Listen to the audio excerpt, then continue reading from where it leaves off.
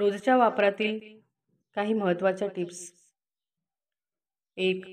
खोबऱ्याच्या वाट्या खवू ठेवू नये म्हणून त्या मिठाच्या पाण्यात काही काळ भिजत घालाव्या, नंतर वाळवून घ्या. 2. मोड आलेल्या मटकीला वास येत असेल तर मीठ चोळून धुतल्यास वास निघून जातो.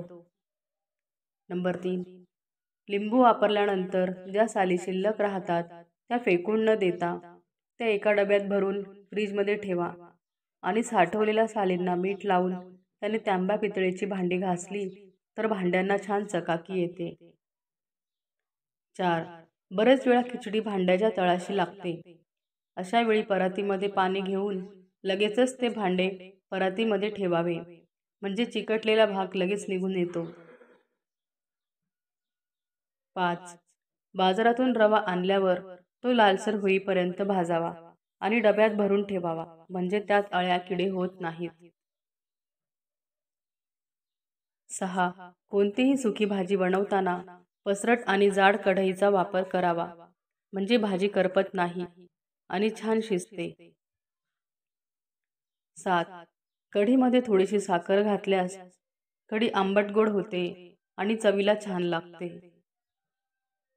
8. बासुंदीत थोडेसे जायफळ देखील घालावे. जायफळ पावडरमुळे बासुंदीची चव अधिक वाढते. 9. बासुंदी बनवण्यासाठी देखील भांडं मोठं पसरट जाड असलेलं वापरावं, म्हणजे दूध लवकर आटते आणि गॅस व वेळ दोघांची बचत होते. 10. तूप बनवताना साय जमा करावी लागते, तेव्हा ते साय आंबट होऊ नका, त्यामुळे तूप व्यवस्थित बनत नाही आणि दीर्घकाळ टिकत नाही. 11.